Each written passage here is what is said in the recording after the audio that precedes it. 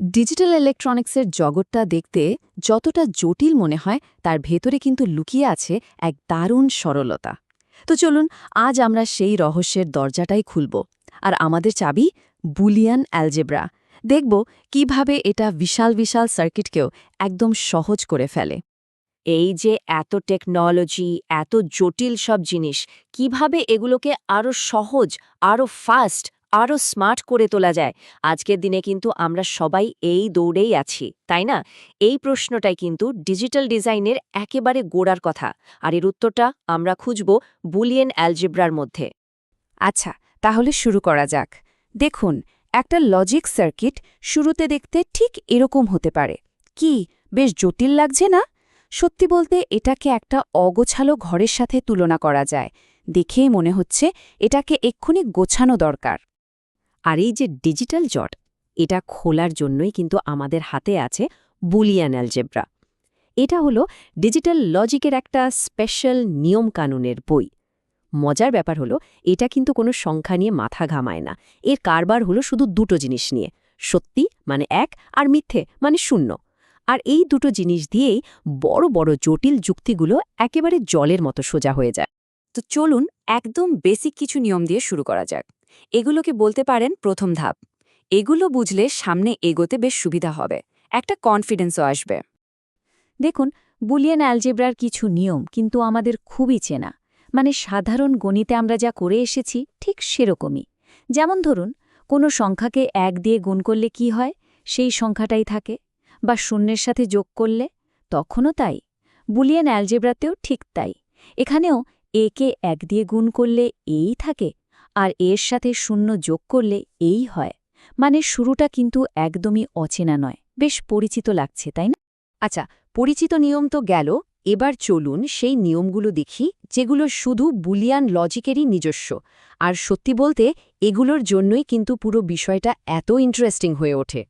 যেমন ধরুন, এই নিয়মটা বলা হচ্ছে যে কোনো ভ্যারিয়েবলের সাথে যদি 1কে অর করা হয় তাহলে রেজাল্ট সবসময় 1 হবে। এখন অর মানে কি? অর মানে হলো অথবা। ব্যাপারটা এমন যে আপনার কাছে দুটো অপশন আছে, তার মধ্যে একটা যদি সত্যি হয় মানে 1 হয়, তাহলে পুরো ব্যাপারটাই সত্যি হয়ে যাবে, আর কিছু দেখার দরকারই নেই। এখানে সাধারণ গণিতের সাথে একটা বেশ বড় পার্থক্য আছে। দেখুন, সাধারণ গণিতে আমরা জানি x আর x যোগ করলে হয় 2x, কিন্তু বুলিয়ান লজিকে a আর a যোগ করলে কিন্তু এই হয়। কেন? কারণটা খুব সহজ। লজিকের দুনিয়ায় একটা সত্যি কথাকে যদি 2বারও বলা হয়, তাতে তো আর সেটা ডাবল সত্যি হয়ে যায় না।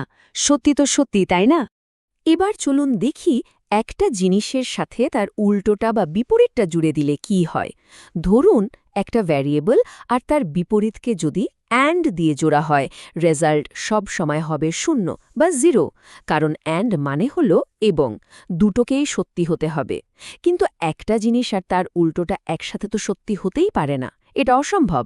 আবার এদেরকেই যদি অর বা অথবা দিয়ে জোড়া হয়, তাহলে রেজাল্ট সব সময় হবে 1, কারণ দুটোর মধ্যে যে কোনো একটা তো সত্যি হবেই।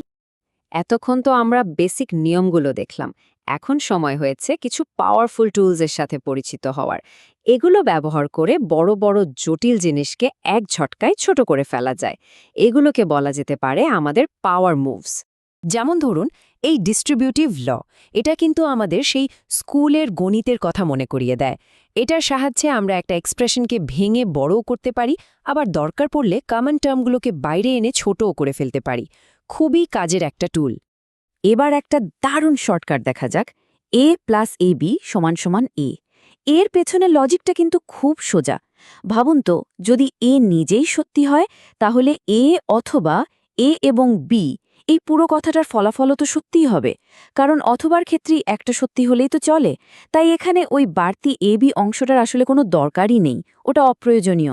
আর এখন আমরা এমন একটা থিওরেমের দিকে এগোচ্ছি যেটা এই সেটের মধ্যে সম্ভবত সবচেয়ে শক্তিশালী। সিম্পলিফিকেশনের জন্য এটা একটা মাস্টার স্ট্রোক, আর সেটা হলো থিওরেম 17।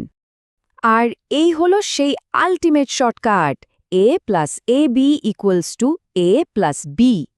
জানি প্রথম দেখায় এটা একটু অদ্ভুত লাগতে পারে, কিন্তু ভালো করে দেখুন, এই নিয়মটা ব্যবহার করে একটা গোটা ভ্যারিয়েবলকে সমীকরণ থেকে গায়েব করে দেওয়া যায়। সার্কিটকে সহজ করার জন্য এটা যে কতটা পাওয়ারফুল একটা নিয়ম তা বলে বোঝানো যাবে না। আচ্ছা, অনেক তো নিয়মকানুন জানা হলো। এবার আসল মজা। চলুন দেখি এই সব নিয়মগুলো কাজে লাগিয়ে কিভাবে একটা বাস্তব জটিল জিনিসকে একদম সহজ করে ফেলা যায়। এবার আমরা জটিল থেকে সহজের দিকে যাব।